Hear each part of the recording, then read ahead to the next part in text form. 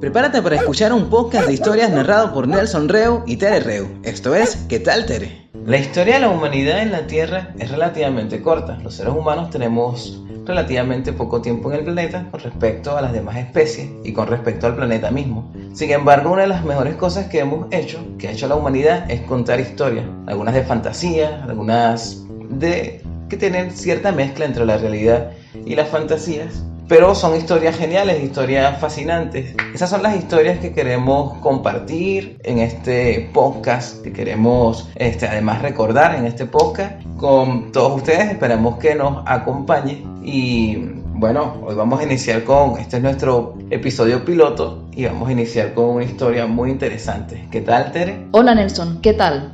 Bueno, yo soy Nelson Reu y me está acompañando mi hermana, Tere Reu, y vamos a iniciar con la historia del Santo Grial. En la mitología de todos los pueblos primitivos se encuentra la creencia en una tierra de paz y felicidad, una especie de paraíso terrenal que el hombre una vez poseyó y que ahora ha perdido, y que solo los hombres virtuosos podrán alcanzar de nuevo. Bueno, se dice también, algunos estudiosos comentan que los moros fueron los primeros en hablar sobre esta leyenda del Grial, y que luego fue cristianizada al llegar la historia a Europa. De hecho, si lo vemos, existe bastante paralelismo entre esta historia del paraíso terrenal a las religiones luego que se encontraron en Europa, en el occidente, en el mundo occidental. Sin embargo, podemos encontrar distintas versiones del Santo Grial contadas en muchas historias, como por ejemplo la inclusión del Santo Grial en la leyenda o el ciclo artúrico. La leyenda del Santo Grial fue pronto conocida en Alemania, el país en el que gracias al trabajo de Godofredo y particularmente de Wolfgang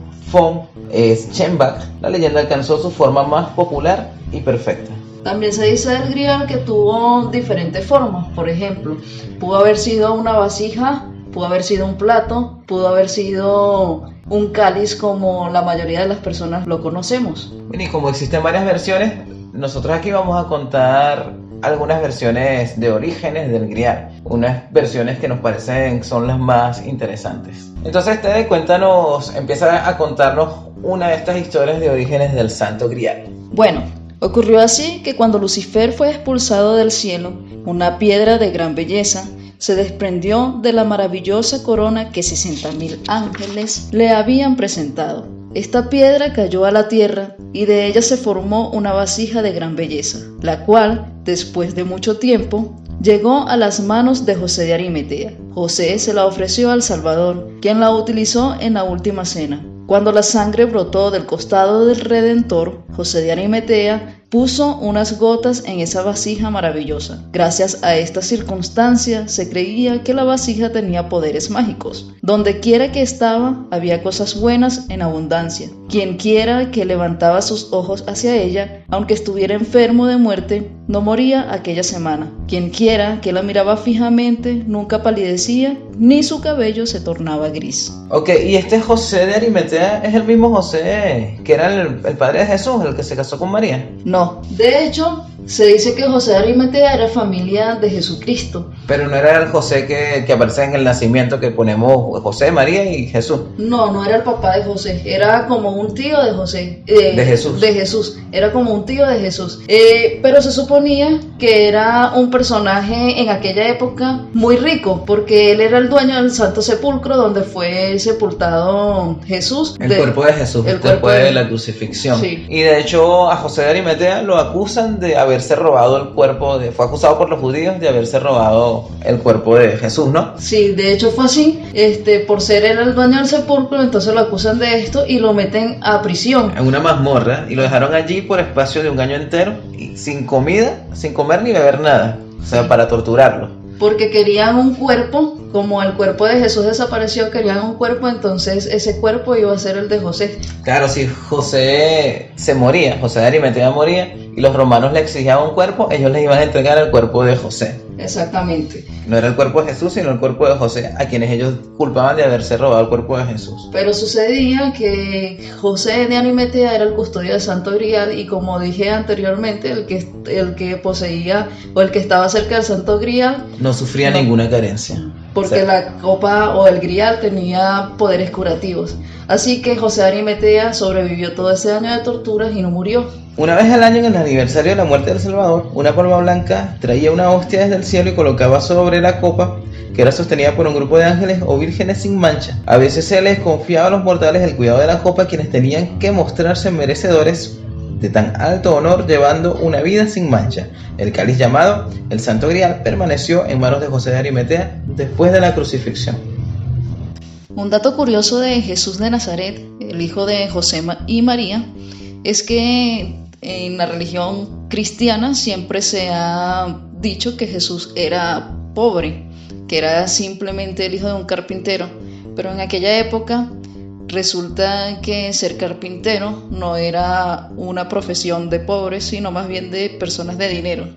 Es decir, que José, el carpintero, el padre en la tierra de Jesús, era más bien un hombre de dinero y además procedía de una familia que también era de dinero. Se dice que José era del estirpe de David y que por lo tanto cuando los Reyes Magos, por ejemplo, fueron a ver el nacimiento de Jesús, se guiaron fue por la estrella de David, que pertenecía a la familia de José. Además, también José de Arimatea, como ya lo hemos mencionado, era dueño del sepulcro y también, por supuesto, era un hombre de mucho dinero.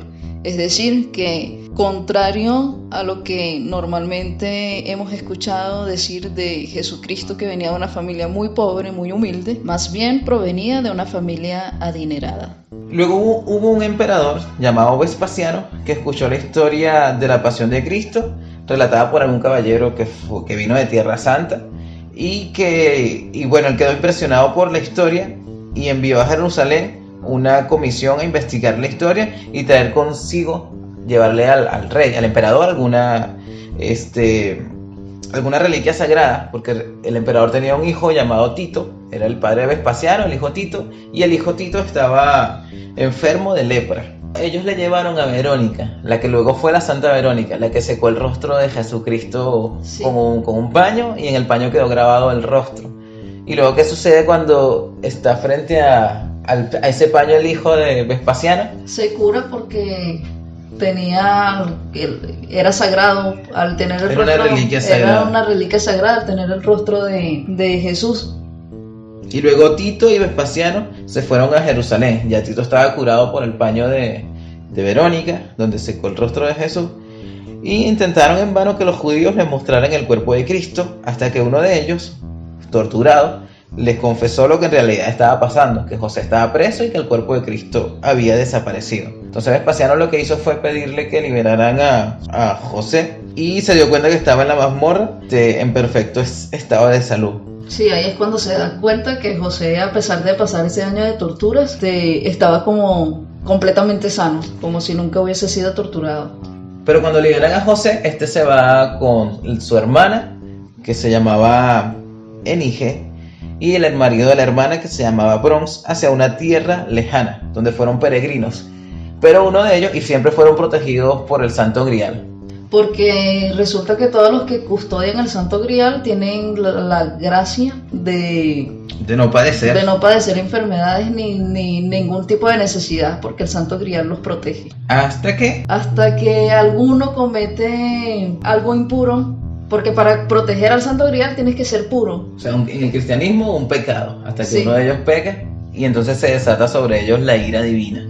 Y cuando dejas de ser puro, cuando no tienes pureza, entonces ya no tienes los cuidados del Santo Grial, los beneficios. Como nadie sabía quién había cometido el pecado, a José se le fue encomendado en una visión descubrir quién había sido el culpable. Y del mismo modo que el Señor había revelado la culpabilidad de Judas, José, siguiendo el mandato divino, hizo una mesa y mandó a Bronce a pescar un pez. El Santo Grial estaba colocado delante del sitio de José en la mesa, donde a todos los que tenían fe se les invitaba a sentarse. Pero se ocuparon 11 sitios y solamente el lugar de Judas permaneció vacío.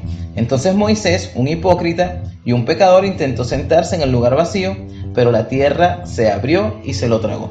Había otra visión donde a José se le reveló que solamente el que fuera digno podría ocupar ese lugar vacío. sea que ese lugar era para un elegido. Así que todos los que se sentaban ahí tenían ese destino fatal, como que se abría la tierra y se lo tragaba. Y como acabas de decir, esta mesa que construyó José de Arimatea para hacer esta prueba, la comparan con la mesa de la última cena. Y de hecho comparan ese puesto con el lugar de Judas, que fue el que traicionó a Jesús. Pero más adelante, en la leyenda artúrica, también existió una mesa redonda que fue construida, según algunas versiones, fue construida por Merlín, que también tenía un puesto que solo podía ser ocupado por una persona digna. Por lo tanto, ese puesto se mantuvo vacío por mucho tiempo y que nadie se podía sentar porque ocurría lo mismo que, o sea, más o menos hace la misma referencia que ocurría con Judas en la mesa de la última cena, que ocurrió en este caso en la mesa de José de Arimatea, y lo mismo en la mesa redonda de la leyenda artúrica de Merlín. De hecho, la silla fue denominada la silla peligrosa por el destino fatal que tenía en quienes se sentaban y no eran dignos. Y la mesa que construyó Merlín, ese lugar de honor fue ocupado por un nieto varón de Bronce. Recordemos, Bronce es el hermano era el esposo, el marido de la hermana de José de Arimatea. Y José de Arimatea era familia de Jesucristo, es decir que también esa persona que ocupa ese puesto de la mesa de Merlín también era familia de José de Arimatea, por lo tanto familia de Jesucristo. Bueno, y aquí vemos lo que decíamos antes, que esta es una historia cuando fue llevada la historia del Grial a Europa, y vemos que hay mucho paralelismo con historias del cristianismo y con muchos personajes. O sea, es la cristianización de la historia del Grial.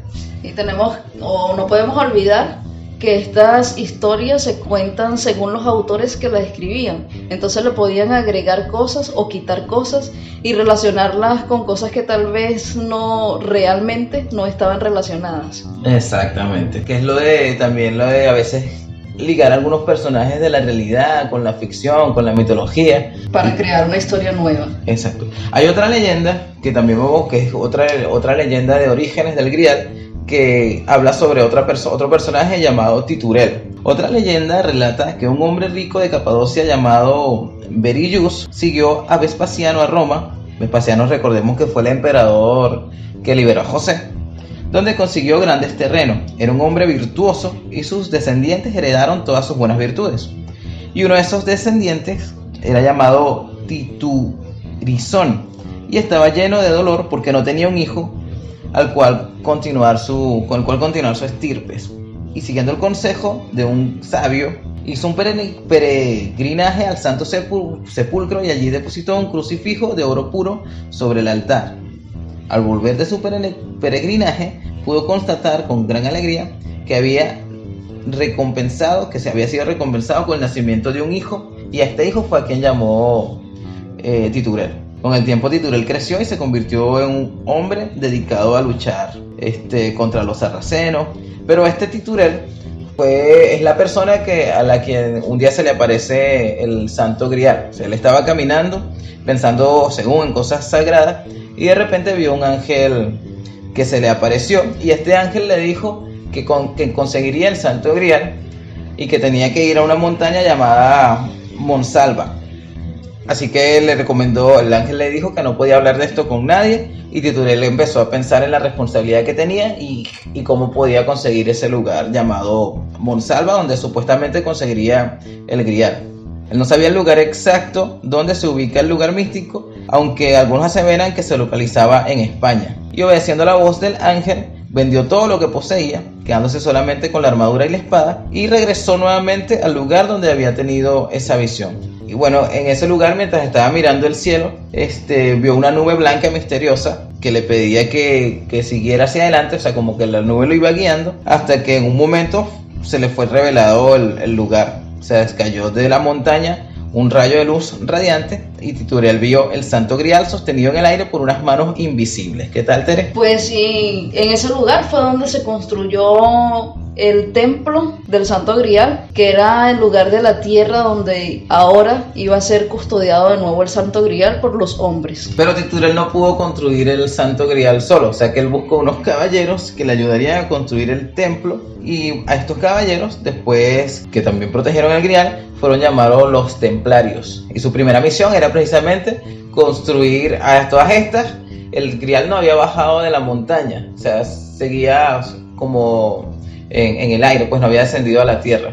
No, porque necesitaba primero este lugar, este templo sagrado en el cual pudiera posarse. Exactamente, y que iba a ser custodiado por Titurel, que era el encargado, pero como dices, necesitaba unos caballeros a los que llaman caballeros templarios. Y aquí es donde relacionan también a los caballeros templarios con el Santo Grial, y que también lo introducen en el ciclo artúrico. Sin embargo, los datos históricos sobre los caballeros templarios, los datos históricos reales, los caballeros templarios realmente no se encargaban de custodiar el Santo Grial, sino la Tierra Santa, y tampoco estaban ubicados en el siglo en el que se narra toda la leyenda artúrica, que pertenece al siglo V, o sea, el rey Arturo y toda su caballería y todas las historias del ciclo Arturo se están ubicadas en ese periodo del siglo V, mientras que los caballeros templarios empezaron a existir realmente, según los datos históricos reales de la vida real, a partir del siglo XII. Sin embargo, estas historias de los caballeros templarios fueron mezcladas con el Santo Grial y la leyenda artúrica. Con la ficción. Y de hecho la construcción del templo del Santo Grial está llena también un ambiente muy mágico, muy místico, porque se dice que Titurel no sabía cómo construir un lugar sagrado para que se posara algo, una reliquia sagrada como el Grial. Entonces, una mañana recibió unos planos donde le decían la manera que iba a construir, los materiales que iba a usar, o sea, como con todas las instrucciones. Pareció o sea, también hay como un parecido a la historia del arca de Noé, ¿no? Ah, sí. Que recibe las instrucciones prácticamente directamente de Dios, a través de un ángel o a través de visiones que provienen de Dios. Exacto, que bueno. Y los caballeros se supone que trabajaban todo el día, desde la mañana hasta la noche, y que cuando ellos dejaban de trabajar también aparecían como unas manos invisibles que continuaban con su trabajo. Los ayudaban a construir ese templo. Finalmente, que además era un templo muy lujoso, ¿no? Era un templo, sí, un templo que tenía, mucho lujo, muchísima hermosura y muchísima belleza. Y finalmente ellos terminaron el grandioso templo, y en ese momento es cuando baja el Grial. Comenzaron a escuchar un cántico de ángeles que alababan al Altísimo, y finalmente desciende a la tierra el Grial. Sí, porque otra cosa es que cuando José de Arimatea era el custodio del Santo Grial y sucede el pecado entre las personas que estaban con José de Arimatea, que fue la historia que contamos ahorita de la mesa para descubrir quién fue el pecador, quién fue el impuro, ellos pierden la custodia del Santo Grial por ese acto de impureza. Y durante mucho tiempo, no se sabe cuánto tiempo, el Santo Grial no estuvo en la tierra entre los hombres. Y fue entonces cuando aparece la historia de Titurel, o sea, esto que estamos contando ahora, donde como que le dan la oportunidad, o Titurel tiene la pureza para ser el nuevo custodio del Santo Grial, y entonces permiten que el Santo Grial otra vez vuelva a la tierra, custodiado por estos hombres. En este caso, ahora el custodio antes era José de Arimatea, ahora va a ser Titurel, y entonces que se hace todo este templo para que ellos puedan custodiar en la tierra del Santo Grial, entre los hombres de nuevo. Aquí describen el Grial como una copa, en esta historia de Titurel, y luego cada vez que ellos tenían hambre, la copa sagrada les sostuvo. Cuando tuvieron herido, la copa sagrada les sanó, y ellos se dedicaron todo este tiempo a cuidar la copa, tanto Titurel como los caballeros templarios. Y cuando Titurel estaba ya cerca de la edad, o su edad rondaba los 400 años, parecía que era un hombre de 40 años apenas. Eventualmente en la copa aparecían también mensajes, aparecían ante él símbolos que le decían como ciertas órdenes. Aparecía de tiempo en tiempo un mensaje divino escrito con letras de fuego que se grababan en los corazones de los caballeros a quienes se les permitía leerlo. Pero hubo un día en que esta orden que apareció, o esta escritura que aparece en el Santo Grial, le ordena a Titurel que busque una esposa, que es cuando él se da cuenta que ha dedicado todo su tiempo a cuidar el Santo Grial y ha descuidado esa parte personal de la vida, ¿no? Sí. Para que su raza no se extinguiera, la copa le ordena buscar una esposa, pero además a los caballeros, cuando Titurel, después de leer este mensaje, le hace leer a cada caballero uno por uno el mensaje, le ordena lo mismo a cada caballero, que buscaran una esposa, porque a todos le había sucedido lo mismo que a Titurel, se habían olvidado de buscar una esposa, de tener familia. Entonces, se habían dedicado tanto tiempo a cuidar el Grial que habían descuidado esta parte personal. Y obviamente estas esposas también tenían que ser dignas de ser esposa de ellos y de estar cerca del Grial. Por lo tanto, bueno, Titurel no podía desobedecer esta orden de la copa y fue a buscar una esposa y consigue a la hija de un español que se llamaba Richaude y se casa con Titurel y obviamente tienen 2 hijos. Los hijos se llamaban Frimoutel, que era un hijo varón del cual va a haber una descendencia bastante interesante en la copa de Grial, y una hija llamada Richaude. Bueno, entonces Timoutel tuvo estos 2 hijos y el más importante para la historia del Grial fue Frimoutel, porque Frimoutel también se casó y tuvo descendencia, tuvo 2 hijos y 3 hijas. Entonces, entre estas 3 hijas hubo una que murió teniendo un parto, murió en el parto, y una de las hermanas, otra hija de Frimoutel, se encargó de criar este niño. No fue una niña, de criar esta niña, y además ella criaba a otro niño que también era huérfano de una amiga. Y ella se casa, ella se llamaba Erceloide, hija de Frimoutel, y se casa con un príncipe llamado Gamuré. Y de este matrimonio surge un niño llamado Persifal. Y Persifal, el padre de ellos, o sea, el príncipe, se va en busca de aventuras y muere en batalla. La madre de Persifal tenía miedo de que el hijo tomara el mismo camino, de que empezara a buscar aventura y que se fuera igual que el padre. Así que se lo lleva a un lugar lejos llamado Selva de Soltane, que algunos sitúan en Bretaña, y allí Persifal creció en completa soledad e ignorancia. Y cuando hablamos de la ignorancia de Percival en la que creció, se refería en parte a que no conocía de dónde provenía. No sabía nada sobre la custodia del Santo Grial, no sabía nada sobre el Santo Grial, no sabía nada sobre caballeros, porque era una de las cosas que su mamá estaba evitando, que él fuera caballero para evitar que muriera así. Y en general no sabía muchas cosas de la vida, sino que la mamá lo criaba enseñándole cosas que ella quería que supiera para que no se enterara del mundo real y no tuviera el mismo destino que su padre de morir. Que de hecho su padre muere también porque la lucha en la que él murió, o la batalla en la que él murió, no era protegiendo al Santo Grial. Porque recuerden que cuando estos caballeros luchaban por el Santo Grial los protegía. Si tenían una herida, el Santo Grial los curaba. Y así. A todas estas, la responsabilidad de cuidar el Grial ya no era de Titurel, porque él había renunciado a su trono en favor de su hijo. Pero sin embargo, Titurel continuó viviendo. Su hijo era Frimoutel, que tampoco se quedó. O sea, cuando la hija de él se va con Percival, para aislarlo de toda esta vida, de todo su linaje y de que fuera un caballero, él también se va. Él como que se cansa de la vida que tenía en esa montaña donde cuidaban el Grial. Le parecía como monótona, aburrida, y se va en busca de aventuras y es asesinado. Y cuando él se va, él deja a su hijo. O sea, Frimoutel, recordemos que tuvo 2 hijos y él deja a uno de sus hijos encargado de cuidar el Grial. Pero el hijo también se va. Ese hijo se llamaba Amfortas y también se va y tiene la misma suerte del padre, solo que el padre muere, se lo mata un caballero, y el hijo solo queda herido, así que regresa nuevamente junto al Grial. Sin embargo, las heridas de este hijo nunca sanaron del todo, porque no fueron heridas que le causaran peleando por el Grial, peleando para defender el Grial.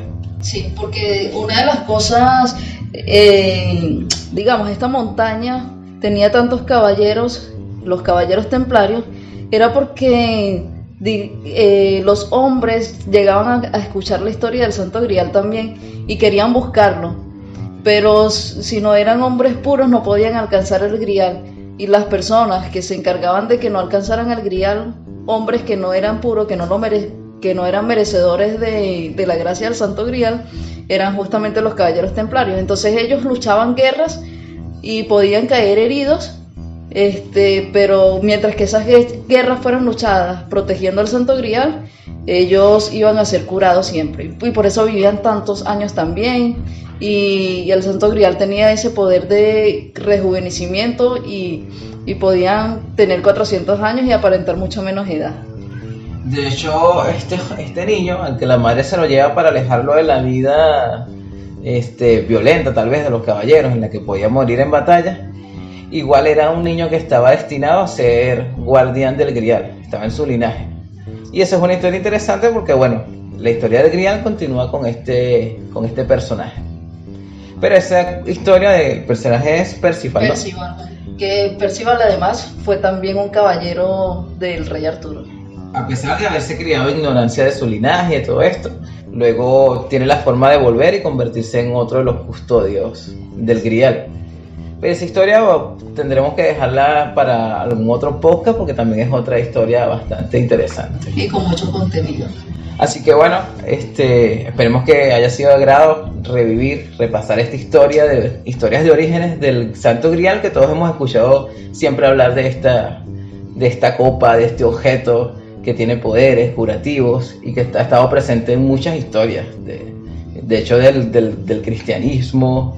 O sea, se habla mucho del Santo Grial, los cristianos han estado buscando el Grial también, los caballeros templarios, en la historia de los ingleses, en fin, la historia de Merlín también. Sí. De hecho, la historia de Percival tiene relación luego con el rey Arturo, con la historia de Arturo. Sí.